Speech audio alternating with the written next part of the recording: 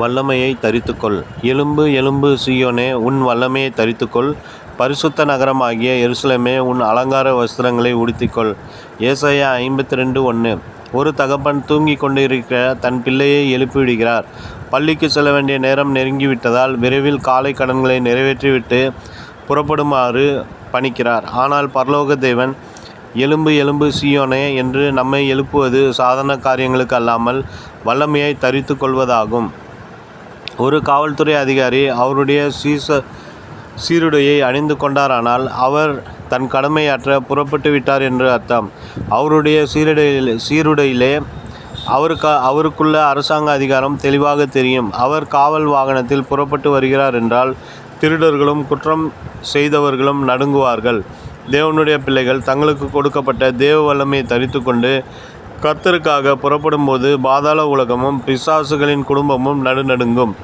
உங்களுக்குள் இருக்கிற வல்லமையை பார்த்து சாத்தான் நடுங்குவான். கர்த்தருடைய அக்கினி உங்களுக்குள் பற்றி எரிந்து கொண்டிருக்குமானால் அந்த அக்கினி அபிஷேகத்துக்கு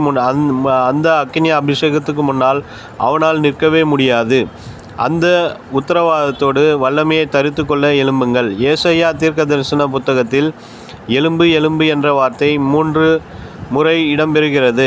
அவ்வார்த்தை தேவனுடைய பிள்ளைகளை அனல் மூட்டி எழும்பச் செய்கிறது. எலும்பு எலும்பு பெலன்கொள். ஏசாயா 51:9 என்று வேதத்தில் வாசிக்கிறோம். கர்த்தரின் புயமே, முந்தின நாட்களிலும் பூர்வ தலைமுறைகளிலும் எழும்பினபடி எழும்பு. ராகாபை துண்டித்தும் வலு சர்ப்பத்தை வதைத்தும் நீதான் அல்லவோ. ஏசாயா 51:9. எகிப்திலுள்ள பார்வோனையும் கர்த்தர் 10 வாதைகளினால் வாதித்தார். கர்த்தரோடு இணைந்து நிற்க அவர் மோசேயை எழுப்ப வேண்டியதாயிற்று. மோசேயின் கையில் கோலை கொடுத்து இந்த வல்லமையை ஏற்றுக்கொள் என்பது போல உணர்த்தினார். அந்த கோலை கையிலே பிடித்து கொண்டு இஸ்ரவேல் ஜனங்களை விடுதலையாக்கி மோசே வெற்றியோடு எகிப்தை விட்டு புறப்பட்டார். நீங்கள் கர்த்தருக்காக அரிய பெரிய காரியங்களை செய்யும்படி அவரது வல்லமையை தரித்து கொள்ளுங்கள். நீங்கள் எழும்பி பிரகாசிக்கும்படி அழைக்கப்பட்டிருக்கிறீர்கள். உங்கள் மேல் கர்த்தருடைய ஒளி வந்திருக்கிறது. உங்களுடைய வாழ்க்கை மரக்காலின் கீழே மறைக்கப்பட்ட ஒரு வாழ்க்கை அல்ல. அது மலையின் மேல் வைக்கப்பட்ட ஒரு பட்டணத்தின் வாழ்க்கை. நீங்கள் உலகத்திற்கு வெளிச்சமாய் இருக்கிறீர்கள். உங்களை பிரகாசிக்க செய்கிற வல்லமையை தரித்து கொண்டுதான் ஆக வேண்டும்.